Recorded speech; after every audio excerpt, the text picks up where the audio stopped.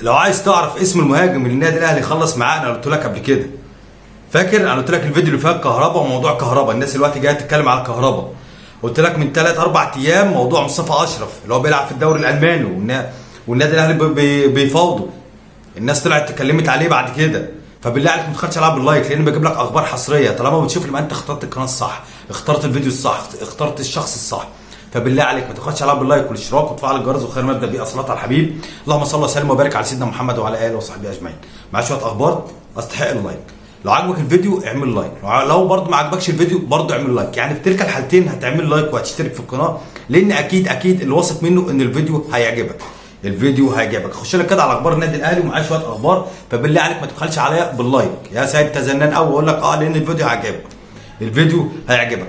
فاكرين القضيه اللي كانت رفعاها السيده ميسة حمدي والسيده مليكه حمدي؟ ايوه، بتاعت اللي هو النادي النهري. ايوه، على المعزول. ايوه بالظبط، مستشار مرتضى منصور بالظبط كده. النهارده اترفض الطعن. كانوا واخدين حكم بالتعويض المالي. المستشار مرتضى منصور قدم طعن، الطعن اترفض. معنى كده ان التعويض شغال. انا عايز اقول لكم ان السيداتين دول طلعوا ارجل من رجاله كتير. رجاله نخت قوي.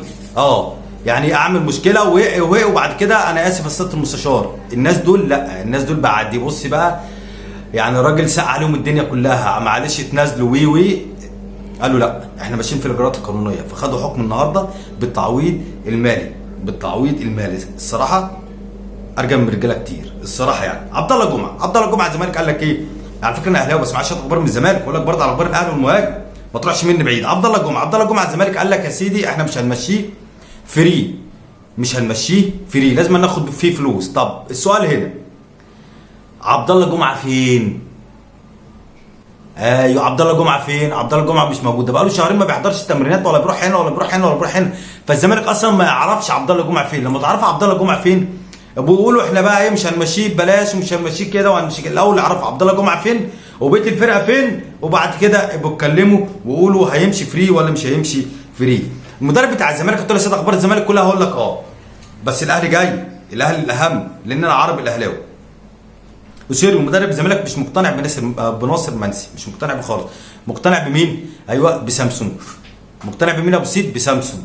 قال لك سامسون هو اللي هيبقى الطب بعد كده، فهو مقتنع بيه جدا. مش مقتنع بناصر منسي، وناصر منسي هتحط في قائمه الانتظار. عواد كان عايز يمشي. محمد عواد ايوه الجون كان عايز يمشي. قال لك لكن نظرا لظروف الزمالك ومفيش قيد ومفيش فلوس، فانا هقعد معاكم الموسم اللي جاي. بعد ما اقنعوا سيريو انه هياخد يعني هيخليك يا سيدي تشارك في الموسم الجديد، نديك ماتش ولا ماتشين كده تشارك ونشوفك.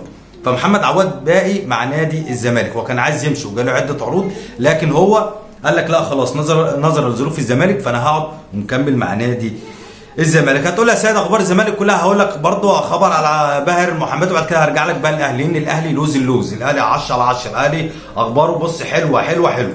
بص يا سيدي صلي على الحبيب على افضل الصلاه والسلام واعمل لي لايك دلوقتي. باهر المحمدي، الموضوع بتاع باهر المحمدي والمصري شكله هيتعقد شويه. ليه بقى؟ لان باهر المحمدي كان ليه 6 مليون جنيه عند الاسماعيلي، والنادي المصري قال لك هندفع 14 مليون، فالاجمالي كله 20 مليون جنيه. الاجمالي كله 20 مليون جنيه، لكن الاسماعيلي استنصح قال لك لا انتوا يا عم تدونا ال 20 مليون جنيه مره واحده، واحنا نقسط 6 مليون لباهر المحمدي، نديله يعني مليون في مليون نمطر شويه نعمل شويه. المهم ان احنا ناخد ال 20 مليون جامدين مجمدين، ناخدهم كلهم مره واحده. في تفاوض رايح جاي بين الاسماعيلي وبين المصري. فاكر مهاجم والتر بواليا؟ ايوه فاكر المهاجم دوت. المهاجم ده النادي الاهلي قال له تعالى يا عم بواليا انت، يعني ما استنفعنتش بينك بحاجه خالص، ولا لعبت معايا ولا اتعندلت وكنت زي الزفت. تعالى يا عم الحاج افسخ العقد بتاعك بعد ما طلعتك اعاره هنا وهنا، وفي الاخر حضرتك يعني ما فيش نادي عايز يشتريك. تعالى افسخ العقد معايا بيني وبينك بالتراضي، تيجي عليك شويه واجي على نفسي شويه والدنيا تمشي وكل واحد يروح لحاله. قال لك لا يا باشا انا عايز قيمه التعاقد بتاعته كلها، الباقيه كلها، فانا عايز الباقي من التعاقد بتاعي كله، لان ما فيش نادي عايز يشتريه. كايزر تشيفز الجنوب افريقي اعلن حضرتك ان هو عايز والتر بواليا، اللي هو عايز والتر بواليا.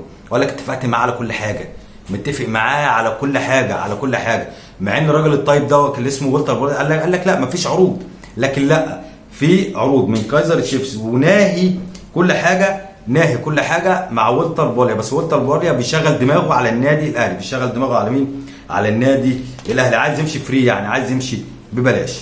صلى على الحبيب عليها افضل الصلاه والسلام. بص يا سيدي، في الاول كده احمد القندوسي جاي له عرضين عرضين. مين؟ فيوتشر بس يا محمد، بس يا ياسين، محمد وياسين بعمل قلم معلش. فيوتشر والوداد المغربي. الوداد المغربي عايزين احمد القندوسي على سبيل الاعاره. فيوتشر نادي الاهلي قاطع خالص العلاقات معاه والمعامله معاه. قال لك لا، بس يا ياسين انزل يا بابا، بس يا حبيبي ياسين بقى عامل قلق معلش. النادي الاهلي قاطع التعامل خالص مع فيوتشر. بالنسبه للوداد الاهلي رفض رفض تام، رفض تام. قال لك لا، مش معقوله هدي احمد القندوسي للوداد المغربي. محمد الضو كريستو. محمد الضو كريستو يا باشا جاي له عرض صيني، ما حدش اتكلم عليه، اديني بقول لك اهو عشان في الاخر هيطلعوا يقولوا، فبالله ما تخافش عليا باللايك. جاي له عرض صيني بكام؟ ب 2 مليون دولار. الكشافين بتوع النادي الصيني شافوه وهو بيلعب كاس العالم، كاس العالم للشباب. الناس شافوه وتابعوه، قال لك بس المهاجم ده لوز اللوز او الجناح ده لوز اللوز، فاحنا عايزينه. فابتدوا يتفاوضوا مع النادي الاهلي. النادي الاهلي عرض الموضوع على كولر قال لك لا، قال لك انا متمسك بمحمد الضو كريستو. الورقه الرابحه بتاعتي السنه الجايه هديله، وجاي منه ما ينفعش ان انا امشيه، ما ينفعش ان انا امشيه. تمام كده يا سيدي، تمام كده يا سيدي. جوستافو سوزا. جوستافو سوزا انا قلت لك اهو، لان كله هيقول لك بعد كده خبر حصل. انا بجيب لك اخبار اصلا ما بتقالش على التلفزيون اللي بتدفع فيه ملايين. يعني اراهنك هات الفيديو بتاعي اللي اتكلمت عليه على مصطفى اشرف، هات لي حد اتكلم عليه في التلفزيون قبل انا ما انزله او على السوشيال ميديا قبل انا ما انزله، هتلاقي صعب جدا. الراجل بتاع النادي الكوري، رئيس النادي الكوري، فجر مفاجاه، قنبله الصراحه. وموضوع كهرباء صحيح، موضوع كهرباء الناس كلها بتتكلم عليه دلوقتي.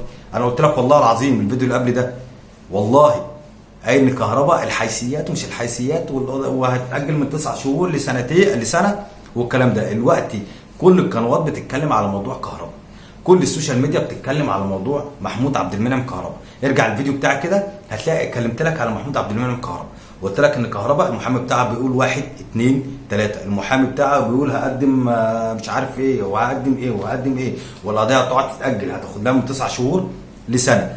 انا قلت لك اول واحد كده، مفيش حد قال، فبالله عليك ما تبخلش عليا باللايك. جوستافو سوزا هقول لك برضو اللي محدش هيقوله لك، لو فضلت معايا الحته دي بالله عليك اعمل لي لايك دلوقتي حالا. صلى على الحبيب على افضل الصلاه والسلام. الراجل الطيب اللي هو رئيس النادي الكوري فجر مفاجاه. قال لك ايه يا عم الحاج؟ قال لك النادي الاهلي سوزا مضى مع النادي الاهلي 4 سنين. كم يا ابو سيد؟ 4 سنين. ده من امتى؟ ده من فتره لما النادي الاهلي تفاوض مع اللاعب، خلص مع اللاعب، خلاص بيتفاوض مع مين؟ مع النادي الكوري. النادي الكوري متمسك ب1,400,000 دولار، 1,400,000 دولار. النادي الاهلي قال لك لا انا هدفع 750,000 دولار. فالنادي الكوري قال لك لا، او رئيس النادي الكوري قال لك لا، قال لك لا ما ينفعش كده ولا كده. اصلا جوستافو سوزا النادي الاهلي لما مضى معاه مضى في الحته اللي هي ايه، اللي انت تنفع تمضي في اي حته. انت باقي لك 6 شهور، فانت ينفع اي حد يتفاوض معاك او تمضي معاه. يعني في يناير الجاي جوستافو سوزا ده هيكون فري. فالراجل الرئيس اللي هو بتاع النادي الكوري دوت زعلان جدا، مستاء جدا. ليه؟ قال لك ما توقعش وما تخيلش. راجل مستاء جدا وزعلان جدا. قال لك بقى جوستافو سوزا ده رغم الفتره الكبيره اللي قعدها معانا انا بعتبره زي ابني، لما يمضي من ورايا انا اتفاجئت. بس السؤال هنا، هل النادي الاهلي هيصبر لحد يناير الجاي وياخده فري، ولا هيدفع الفلوس؟ ولا النادي الاهلي قال لك ايه يا عم؟ النادي الاهلي شغال دلوقتي على ايبوكا اللي هو اللاعب النيجيري اللي هو الكندي ده، ماشي، شغال عليه دلوقتي والنادي الاهلي مخلص معاه. هل النادي الاهلي عنده المقدره يجيب 2 مهاجمين؟ يعني النادي الاهلي دلوقتي هو المفروض خلص مع سوزا، في يناير الجاي هيجي فري وهيجي ببلاش. النادي الاهلي شغال مفاوضات مع ايبوكا، الراجل مرحب جدا، خصوصا ان محمد شريف عايز يمشي، متمسك بالرحيل. محمد شريف متمسك بالرحيل وعايز يمشي. فالنادي الاهلي كده ولا كده، النادي الاهلي قال لك طبعا محمد شريف لو مشي لازم نجيب مهاجم. الاهلي بيتكلم على مين؟ ايوه على اوفا اللي هو بتاع انبي ده، اللي هو بتاع انبي. النادي الاهلي بيتفاوض معاه ليه؟ لان هيكون مكان محمد شريف. محمد شريف متمسك بالرحيل. محمد شريف قال لك انا فرصتي صعبه. فرصتي صعبه في ايه؟ فرصتي صعبه فلما يكون مهاجم الجديد ولما يكون كهربا وصلاح محسن، فقال لك محمد شريف فرصتي صعبه قوي. والنادي الاهلي يعني قدم فيديوهات لاحمد ياسر ريان لمصير كولر ان هو يشوفه. ليه؟ في بند في العقد بتاع احمد ياسر ريان ان هو يعني الاهلي يقدر يدفع مش عارف 12 مليون ويرجعه تاني النادي الاهلي. لكن النادي الاهلي مخلص مع جوستافو سوزا. الاهلي بيتفاوض مع مين؟ مع ايبوك. هل النادي الاهلي عنده المقدره يجيب اتنين مهاجمين؟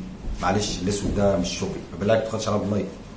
اللي عاجبك الفيديو، اللي عاجبكش الفيديو ده اديني لايك بالله عليك. النادي الاهلي يقدر يخلص في الاثنين؟ مش عارف. اكتب لي في الكومنت قول لي هل النادي الاهلي يقدر يجيب 2 مهاجمين؟ النادي الاهلي هيقدر ولا مش هيقدر ولا دولارات؟ والسلام عليكم ورحمه الله وبركاته.